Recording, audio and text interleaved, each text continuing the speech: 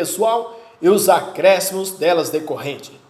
Doravante pertinente, diante a ação direta de inconstitucionalidade de leis federais, a 11.669 de 2005, entretanto que altera a remuneração de servidores públicos integrantes dos quadros de pessoal da Câmara dos Deputados e do Senado.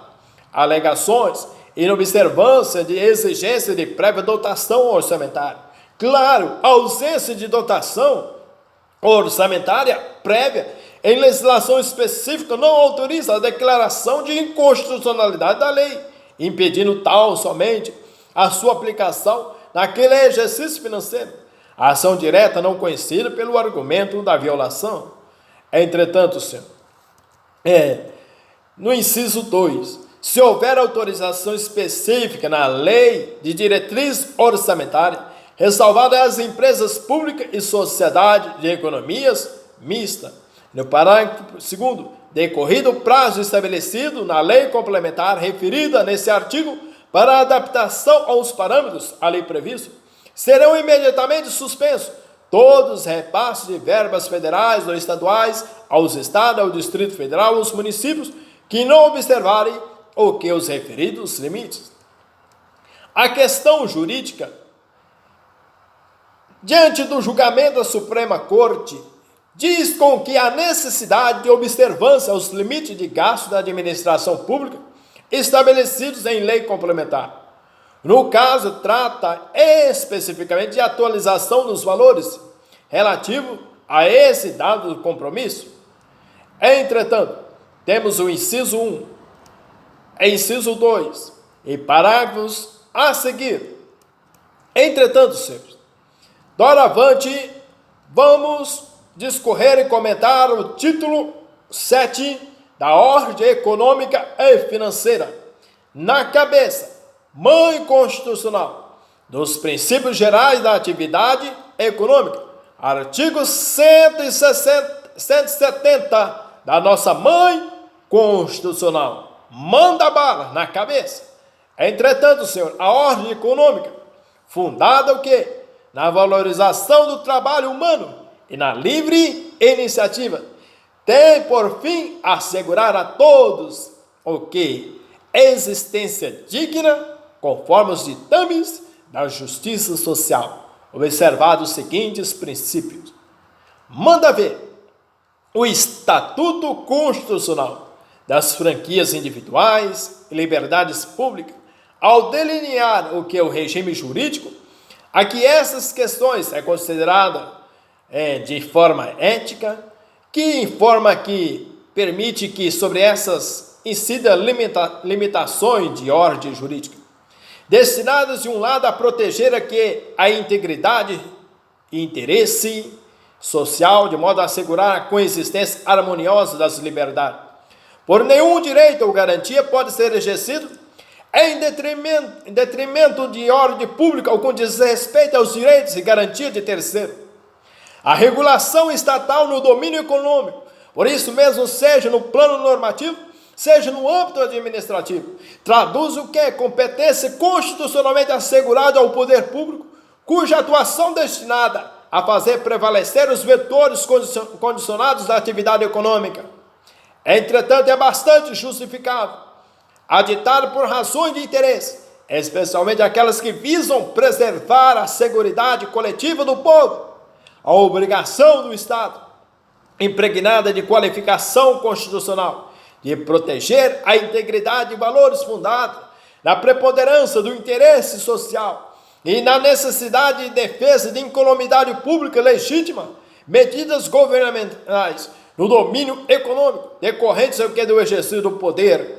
Entretanto, o poder de política, a significar que os princípios que regem a atividade empresarial autorizam, eu diria, por efeito das diretrizes referidas na Carta Política. Entretanto, nobres senhores, de antemão, a defesa da livre concorrência é o imperativo da ordem constitucional, que deve se harmonizar-se com o princípio da livre iniciativa. Lembro bem que a livre iniciativa e livre concorrência está com base do chamado livre mercado, não coincide necessariamente, ou seja, a livre concorrência nem sempre conduz à livre iniciativa. Eu diria vice-versa. A competitividade no mercado de Estado e organização do em São Paulo, em 1997, no capítulo 4, daí a necessidade, a presença do Estado, regularizador e fiscalizador, capaz de disciplinar a competitividade enquanto fator relevante na formação de preços. Entretanto, referindo-se à doutrina do ministro Eros Graus, adverte que a livre iniciativa não é sinônimo de liberdade econômica absoluta. O que ocorre é que o princípio da livre iniciativa, do artigo 170 da Constituição, nada mais do que a cláusula geral cujo conteúdo é preenchido pelos incisos.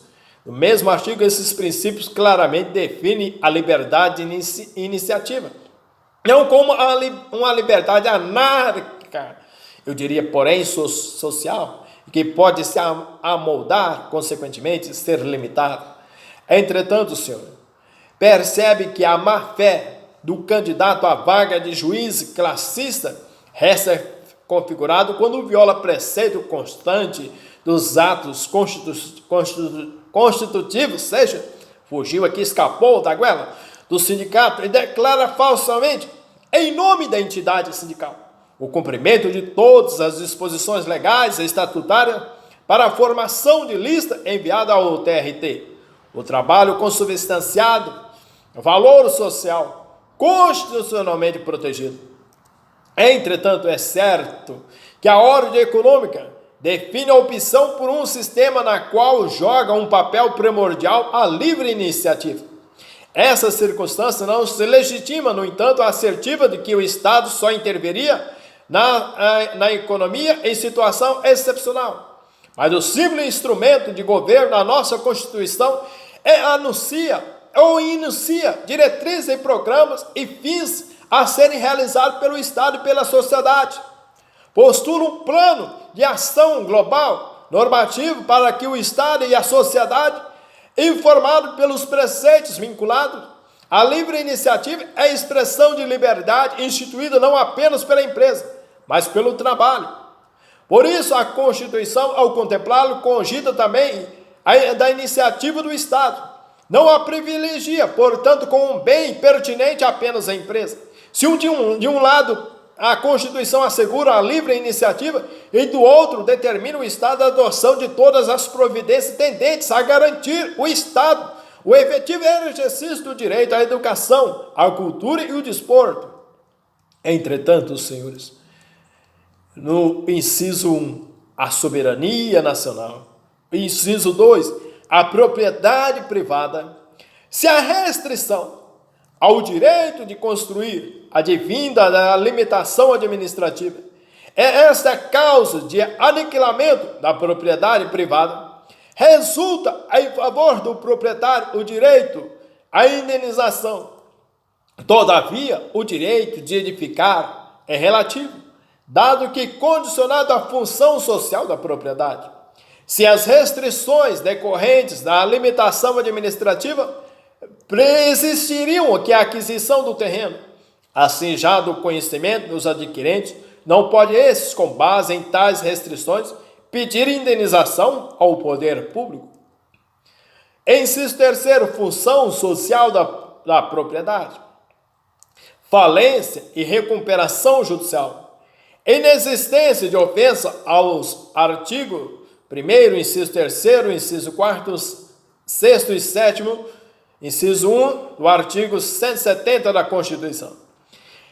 Existe reserva condicional de lei complementar para que a execução dos créditos trabalhistas decorrentes de falência ou recuperação judicial.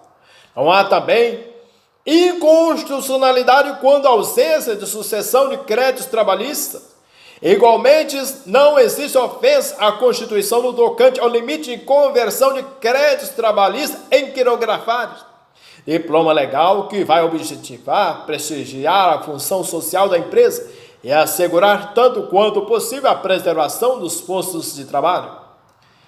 Entretanto, senhor, a garantia da ordem econômica, autoriza custódia cautelar se as atividades ilícitas de grupo criminoso a que supostamente pertence o paciente repercutirem negativamente no comércio lícito e, portanto, alcançam um indeterminado contingente de trabalhadores e comerciantes honestos. A vulneração do princípio constitucional da livre concorrência, serviço de telecomunicação, exploração, edição de lista ou catálogos telefone de livre concorrência.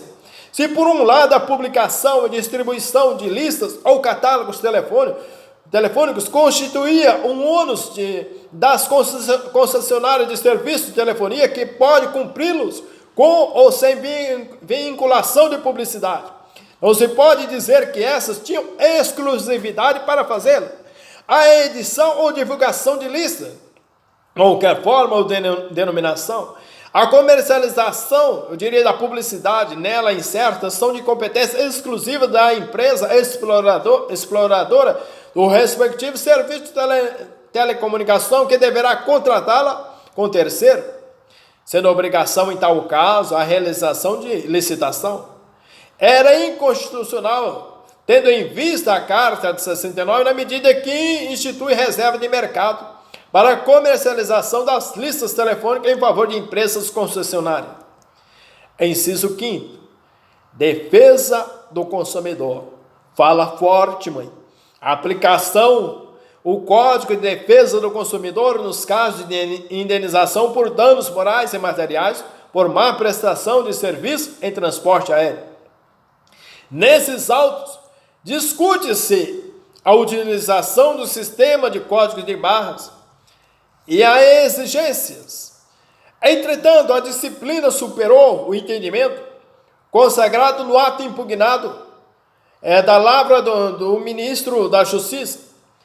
Essa contratação, todavia, não implica a perda do objeto do recurso, visto que o ato impugnado surtiu efeitos com a lavratura dos autos de infração, eu diria aos nobres senhores, pelo PROCON da Bahia, e que consignou a violação ao dever de afixar etiquetas individualizadas de preço em mercadorias expostas à venda. Entretanto, assim é preciso examinar a validade do ato do ministro da Justiça na época, ou seja, antes da publicação da Lei 10.962 de 2004. Preliminarmente, cabe analisar a competência do Departamento de Proteção e Defesa do Consumidor, que figura como coordenador de política do Sistema Nacional de Defesa do Consumidor. Entretanto, quanto ao sistema de código de barras, criou o Sistema de Codificação Nacional de Produtos com a finalidade de facilitar e automatizar, eu diria, a identificação dos produtos e dos respectivos preços. Contudo, a adoção do referido sistema não significa o abandono de procedimentos relativos às normas de proteção e defesa do consumidor, com o dever de informação clara e precisa de preços de mercadoria expostas à venda, como também os seus nutrientes e proteínas e suas informações didáticas e permissivas e suas alterações, a participação da constatação de uma série de irregularidades no uso do sistema de código de barras. Entendeu haver violação às normas constantes. Entretanto, o Código de Defesa do Consumidor da Lei 8.078 de 90 propôs a expedição de ato normativo estabelecendo que obrigações de fixação dos preços diretamente nos produtos. Entretanto, em face de possíveis equívocos no pagamento de mercadoria, a determinação foi discutida no procedimento administrativo e referendado pelo ministro da Justiça por meio de ato impugnado pelo impetrante. A competência do diretor e da Secretaria de Direito Econômico encontra suporte legal no artigo 106 do Código de Defesa do Consumidor. Tais dispositivos buscam realizar o postulado constitucional da defesa do consumidor, consagrado expressamente nos artigos 5º, inciso 32. Nesse sentido, não viola a Constituição a obrigação de afixar etiquetas indicativas de preço diretamente nas mercadorias.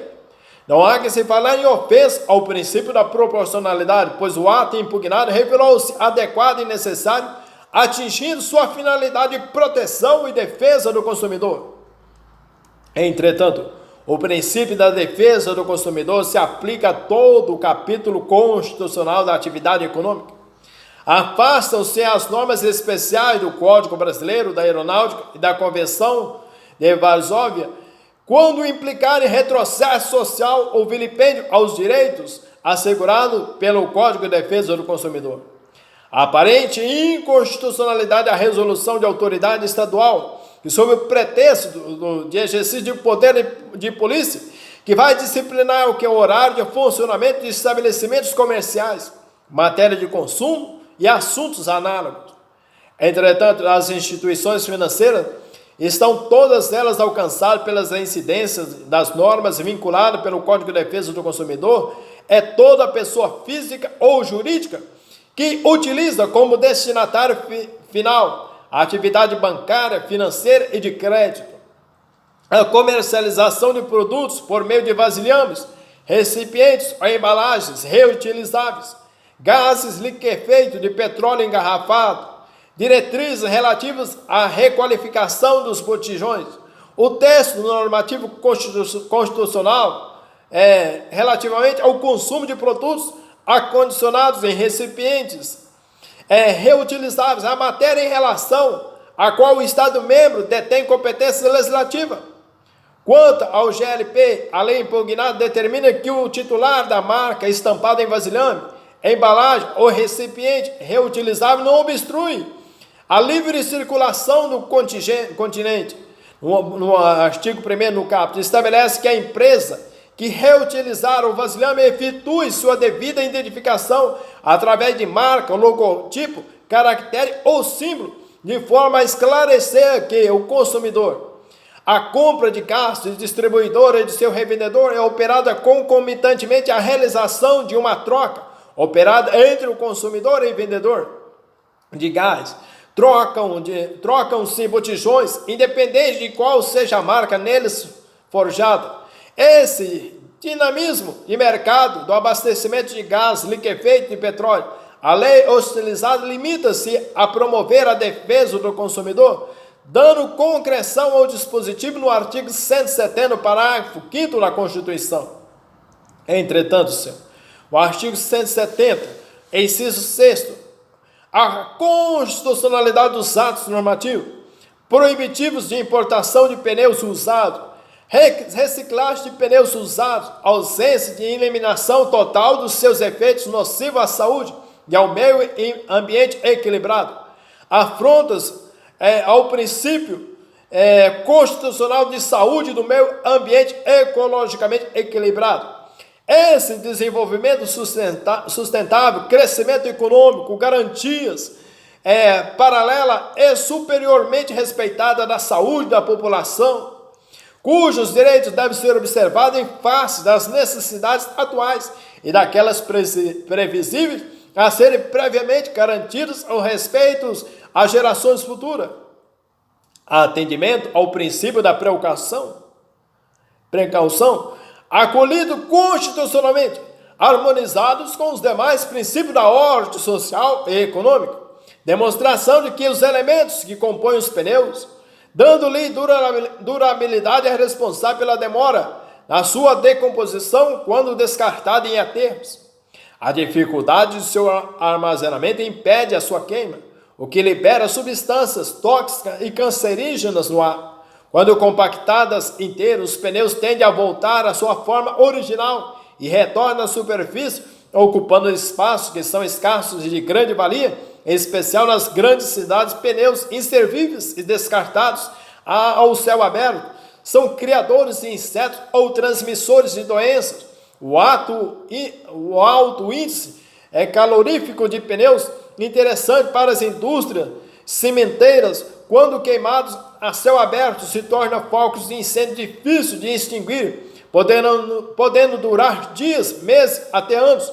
O Brasil produz pneus usados em quantitativo suficiente para abastecer a fábrica de remoldagem de pneus, do que decorre no faltar da matéria-prima, a impedir a atividade econômica. A ponderação dos princípios constitucionais, demonstração de que a importação de pneus usados ou remoldados afronta os preceitos constitucional de saúde e do meio ambiente ecologicamente equilibrado. Entretanto, a atividade econômica não pode ser exercida em desarmonia com os princípios destinados a tornar efetiva a proteção ao meio ambiente. A incolumitade do meio ambiente não pode ser comprometida por interesses, e por afrontas ao meio ambiente. Entretanto, esses interesses empresariais devem ficar dependentes de motivações.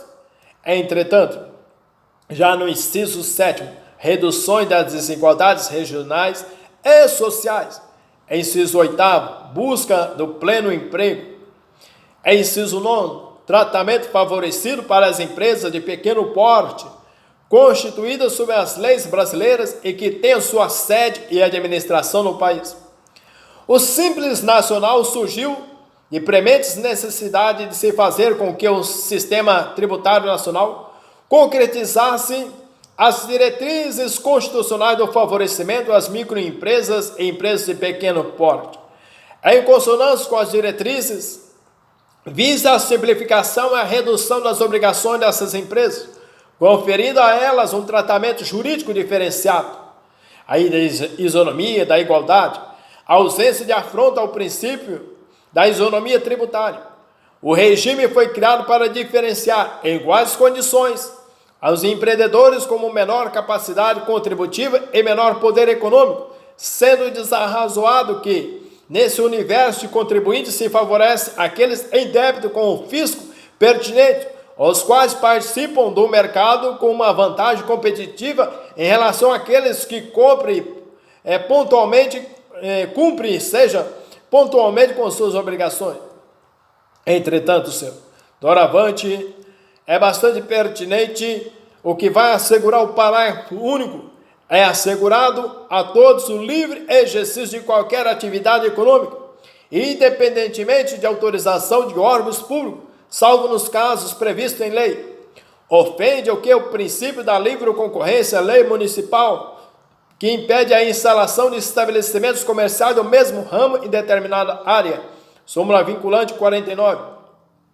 O recurso extraordinário, interposto de acordo prolatado pelo Tribunal Regional Federal da 2ª Região, que reputou constitucional a exigência de rigorosa regularidade fiscal para a manutenção do registro especial para a fabricação e comercialização de cigarros. Alegada a contrariedade à proibição de sanções políticas em matéria tributária, é estendida como qualquer restrição ao direito fundamental de exercício de atividade econômica ou profissional lícita, violação do artigo 170 da Constituição, como dos princípios da proporcionalidade e da razoabilidade. A orientação firmada pelo STF rechaça a aplicação da sanção política em matéria tributária. Entretanto, ações diretas de inconstitucionalidade ajuizada. Essa Corte tem uma história confirmada garantindo a proibição constitucional às sanções políticas, invocando para tanto o direito ao exercício de atividades econômicas e profissionais lícitas, a violação do devido processo legal substantivo, falta de proporcionalidade e razoabilidade de medidas gravosas que predispõem ou substituem os mecanismos de cobrança de créditos tributários, e violação do devido processo legal manifestado no direito de acesso aos órgãos do Executivo ou do Judiciário para o controle da validade de créditos tributários, cuja inadimplência pretensamente justifica a nefasta penalidade, para a qual o controle próprio, o ato que culmina na restrição. Entretanto, artigo 172, a lei disciplinará com base no interesse nacional, os investimentos de capital estrangeiro, incentivará os reinvestimentos e regulará as remessas de lucro. 173, ressalvados os casos previstos nesta Constituição, a exploração direta de atividade econômica pelo Estado só será permitido quando necessário os imperativos da seguridade nacional, o relevante interesse coletivo conforme definidos em lei. Quero dizer, O que quer dizer? O que significa? O artigo 173 está cuidando que da hipótese em que o Estado esteja na condição de agente empresarial, isto é, esteja explorando diretamente a atividade econômica em concorrência com a iniciativa privada. Os parágrafos estão do citado artigo 173. Aplica-se com observância do comando do constante do caput. Se não houver concorrência, existindo um monopólio, o artigo 177 não haverá aplicação do disposto no parágrafo 1º do mencionado artigo 170. No parágrafo 1º, a lei estabelecerá o estatuto jurídico da empresa pública, da sociedade de economia mista e de sua subsidiária, que explore atividades econômicas de produção ou comercialização de bens ou de prestação de serviços disposto. A distinção entre empresas estatais, empresas de serviço público e empresas estatais que desenvolvem atividade econômica em sentido estrito. A sociedade de economia mista, as empresas públicas que exploram atividade econômica em sentido estrito, estão sujeitas nos termos do parágrafo 1º do artigo 173 da Constituição do Brasil ao regime que deve ser adotado, regime jurídico. A aplicação das normas de dispensa trabalhista aos empregados de pessoa jurídica de direito privado está em consonância. Entretanto, no parágrafo 1º do artigo 173, pela vigente ordem constitucional, em regra, o acesso aos empregos públicos opera mediante concurso público, que pode não ser de igual conteúdo, mas há de ser público. As autarquias, empresas públicas ou sociedade e economia mista estão sujeitos à regra que envolve a administração direta, indireta ou fundacional de qualquer dos poderes da União, dos Estados, do Distrito Federal e dos municípios.